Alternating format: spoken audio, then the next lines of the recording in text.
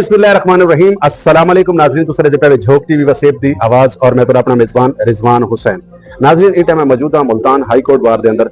अगर असां गाल करूं इलेक्शन 2025 और 2026 दी यकीनन अज कागजात नामजदगी है और हर कैंडिडेट ने अपना अपना पावर शो ਜਿਹੜਾ पेश करने की कोशिश की थी। और अगर मैं गाल करा इलेक्शन के हवाले दे नाल तां जिहड़ा पावर शो होंदा है साकू वोटिंग वाली बाहर नजर आता है बुकला के तरफों या साकू नजर आता है जी कागजात नामजदगी होती है। तो अज की अगर असां गाल करें हैं तो इस टाइम सराइकी वसेब के जितने भी काला कोट पावन वाले लोग हैं उन्होंने तवज्जो फोकस पूरा मुल्तान हाई कोर्ट के इलेक्शन के हवाले दे नाल है। तो असां कोशिश करें कि अज के पावर शो के हवाले दे नाल या जिहड़ा इस टाइम मुल्तान हाई कोर्ट बाहर का जिहड़ा इलेक्शन है उहदे जेडे लोग अपनी अपनी मेहनत करेंदे पैन तो उहदे हवाले नाल असां कोशिश करेसूं कुछ सीनियर वकुला दे नाल गलबात करने की कोशिश करेसूं उन्होंने को जानने की कोशिश करेसूं कि क्या दिन जी चल साहब माशाल्लाह अज क्योंकि कागजात नामजदगी है Madinatul Auliya Multan Sharif high court bar दे इलेक्शन दी पावर शो जड़ा है क्योंकि हमेशा वकील जड़ा होंदा है ओदी कोशिश होंदी है कि जिहड़ी बार कागजात नामजदगी होवे उन बार अपना पावर शो पेश करने की कोशिश करदा है। तो किवें दे पे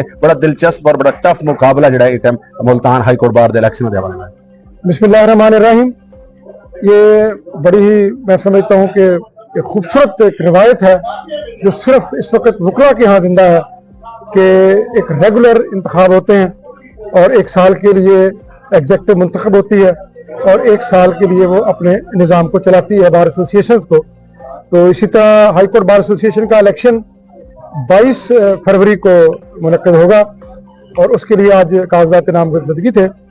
तमाम उम्मीदवारान ने अपने कागजात नामजदगी जमा करवाए और अपने सपोर्टर्स के साथ और बड़ा ही खूबसूरत और भरपूर आज का दिन था जिसमें वकला ने अपने कैंडिडेट्स की ज़बरदस्त सपोर्ट की और ग्रुप की शक्ल के अंदर उनके कागजात नामजदगी रिटर्निंग ऑफिसर को जमा करवाए और 22 को पोलिंग होगी और पोलिंग जो ही खत्म होगी जीतने वाले उम्मीदवार के गले में हाथ डाल के 2 घंटे के बाद वकला फिर उसी तरह एक दूसरे के साथ मिलते जुलते हैं, गपशप लगाते हैं और अगले इलेक्शन की तैयारी शुरू कर देते हैं। चल साहब अगर असां देखो ना इलेक्शन दे अगर असां गल करें तो 2 सीटां ऐसी होंदी जिदों ते बड़ा टफ मुकाबला होंदा है और डिस्ट्रिक्ट बार होवे या हाई कोर्ट होवे एक सदर दी और एक सैकटरी दी। और इवें ही अगर असां गल करूं मुल्तान हाई कोर्ट बार दा टाइम जिहड़ा इलेक्शन है वो 2 जिहड़े सदूर हैं वो भी बड़े ताकतफुल हैं और इवें अगर असां सैकटरी दी गल करें है तो दोवें शख्स अपनी अपनी कोशिश करेंदे पैन तो किवें दे पे मतलब बड़ा दिलचस्प और बड़ा यानी वकला दे हवाले नाल बड़ा दिलचस्प इलेक्शन नहीं होता भैया। ये इस वक्त बड़ा अरसे के बाद एक तो 1-to-1 मुकाबला हो रहा है और नेक टू नेक हो रहा है और दोनों उम्मीदवारान यानी इस वक्त तकरीबन 29 बारें हैं जहां से वोटर ने आना है डालने के लिए। तो वो अपने उम्मीदवारान के लिए लोग निकले हुए हैं और उम्मीदवारान भी कैंपेन में निकले हुए हैं। तो बड़ा नेक टू नेक मुकाबला और बहुत खूबसूरत मुकाबला होगा और इंशाअल्लाह ताला जमहूरी रवायत की बुलंदी सरबुलंदी का मजर होगा। अच्छा मेरा आखिरी सवाल उसी बड़ा रूटीन तो हट के सवाल उसी कि असा हमेशा तो उठा कि सियासी मैदान दे विच जिहड़ी यानी वकला तो बहर की सियासत होंदी है उनदे च बड़े बड़े ताकतवर लोग मौजूद होंदे हैं लेकिन पिछले 8 तो 10 साल तो मैं देखदा पिया कि मुल्तान डिस्ट्रिक्ट बार होवे या हाई कोर्ट बार होवे इन सियासी जिहड़े असर असूब जिहड़े लोगों का इस्तेमाल किया वेंदा पिया जिंदे च बड़े सारे MN बड़े सारे वजीर मुशीर ये इलेक्शन का हिस्सा बनते हैं। तो इको तुसां किवें दे देवे क्योंकि वकला दा इलेक्शन है वो एक बड़ा महदूद जिहा इलेक्शन होंदा है और बहर के अगर लोग इधर जाते पैन कि क्या अच्छा अमल है। देखिए जी बहुत सारे जो इस वक्त आपके जनूबी पंजाब के सियासी लीडर हैं मुख्तलिफ पार्टियों के वो वकील भी हैं और किसी ना किसी बार के मेंबर भी हैं, हाईकोर्ट बार के मेंबर भी हैं। प्रैक्टिस नहीं वो करते लेकिन वो अपनी पार्टियों में मौजूद है। लेकिन जब वो काला कोट पहनते हैं तो फिर वो काले कोट का हिस्सा बन जाते हैं, फिर वो पार्टी का हिस्सा नहीं होते। और आप ये देखें कि इस वक्त दोनों उम्मीदवार जो सदर के हैं इसी तरह जनरल सेक्रेटरी हैं तो वहाँ पार्टी सियासत नहीं है, मतलब है कि मिक्सअप लोग हैं। अब मुख्तलिफ पार्टियों के लोग अपने अपने उम्मीदवार को सपोर्ट कर रहे हैं। तो इस तरह नहीं है कि ये किसी पार्टी के दोनों उम्मीदवार वकला के उम्मीदवार हैं और वकला के इलेक्शन हो रहा है और बाकी लोगों को सपोर्ट कर रहे हैं। अच्छा सर बहुत शुक्रिया बहुत मेहरबानी। झोंक टीवी वसेब दी आवाज सियासत का मैदान हो या कहीं मजलूम दे नाल ज्यादती हो तो झोंक टीवी पेश खड़ा होता है और झोंक टीवी का हमेशा तो स्लोगन रही है कि सराइकी वसेब बोलियां वजन वाली तमाम जबान हो बेशक पंजाबी हो उर्दू हो रांगड़ी हो रोहतकी हो या जितनी भी जबान सारी आपकी झोंक टीवी की अगर नुमाइंदगी की गल करें तो कितने % मुतमिन? झोंक बड़ा जबरदस्त है जी। इसने जो काम शुरू किया है और इस वक्त इसकी नाजरीन की तादाद बड़ी तेजी से बढ़ रही है और आम तौर पर जितने भी इस वक्त नाजरीन हैं टीवी के उनमें अपनी मकबूलियत बड़ी तेजी से बढ़ा रहा है। और मुझे लगता है कि अगर इसी तरह ये चलता रहा तो कुछ अरसे के बाद ये पाकिस्तान की मेन स्ट्रीम मीडिया होगा।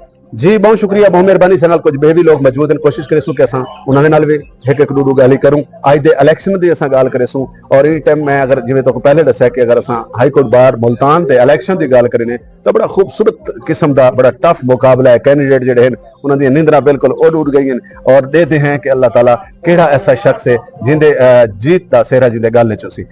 जी sir, Mohammad Sadiq Ansari, high court bar के आज इलेक्शन है और हम अपने सपोर्ट अपने जो लीडर जो उम्मीदवार हैं ना उनको सपोर्ट करने के लिए यहाँ मौजूद हैं। और आज का जो मतलब शो था मतलब कि हमें कागजात नामजदगी का बहुत अच्छा और बहुत बेहतरीन गया गुजरा है। किसी को सियासी पार्टी का तल्लक नहीं है, लेकिन वकला जो बरादर हैं वो मतलब मुख्तलिफ पार्टियों में हैं, लेकिन सियासी हम दखल नहीं होता, वो सिर्फ अपनी पार्टी के ठीक होता है। लेकिन मतलब कि यह जब काला कोट पहनते हैं तो फिर वो काले कोट के होते हैं, तो ऐसी कोई बात नहीं है। हमारे हर साल इलेक्शन होते हैं और हम तो अपना जमहूरियत की जो बेहतरीन रूह है वो वकला की वजह से ही मुल्क में मतलब कि अपना अगर आप देखें तो सिर्फ एक वकला बरादरी है जो कि मतलब तसलसल से इलेक्शन करवाती है। अच्छा सर, ये दसो कि अगर असां झोंक टीवी की गाल करें है तो झोंक टीवी इस खिते का वस्बे का वाहिद वो चैनल है जिन्हें वसेब दी तमाम जबाना को पेश नाल रखा है, तो झोंक की नुमाइंदगी को किवें देते पे? झोंक की नुमाइंदगी ये है कि मतलब कि अपना बहुत अच्छा काम करेंदा पे, मतलब कि उनके अलावा मतलब कि आप मुख्तलिफ जबाना की गाल तो सदर करेंदे पे उनदे अच्छी मतलब कि अगू है पे अपने तमाम चैनल दे। तो एक गाल है कि मतलब कि अपना वैल की आदे ने मतलब बेहतरी तो हर जगह की गुंजाइश है, तो बेहतरी की गुंजाइश तो है, लेकिन मतलब कि अपना काम बड़ा है बहुत अच्छा होंदा। जी बहुत हाई कोर्ट बार दे इलेक्शन 2025-2026 के कागजात नामजदगी है कि दे पे बड़ा एक ग्राउंड इस टाइम गर्म है, यानी इलेक्शन के हवाले दे नाल कैंडीडेट जिहड़े हैं वो बिल्कुल निंदरा शिंदरा उन्होंने उड़ गई हैं और हर कैंडीडेट अपनी अपनी कोशिश और अपनी अपनी जरूरत च लगा है।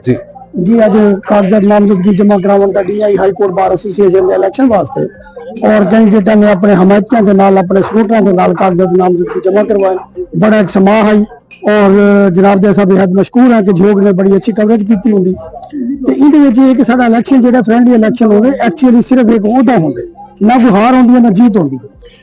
आखिया कहते कि कोई सियासी जमात का या कहीं बरादरी का इतना कोई अमल दखल कोई नहीं होता, लेकिन अंदरूनी तौर के उत्ते उन्होंने अमल दखल है भी सही जरा कि नहीं होना चाहिए।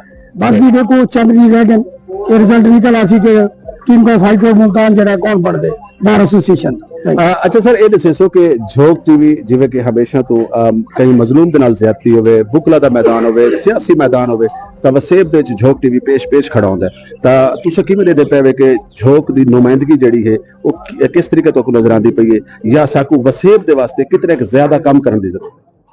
देखो जी गल ये है कि जितना बाकी टीवी है ना उहदे विच वसेब झोंक जिहड़ा है वाहिद टीवी है जिहड़ा वसेब दी मतलब नुमाइंदगी करेंदे और उनकी कवरेज करेंदे। ये ना होवे तो शायद साकू कवरेज ही ना मिले। इस वास्ते इनका किरदार जिहड़ा बहुत अहम है और मजीद मेहनत भी लोड़ है ज़ाहिर राबते दे। बाकी असा बेहद इन्हों को अप्रीशिएट करते हैं कि उन्होंने बड़ी अच्छी कवरेज की और आना भी करेंगे।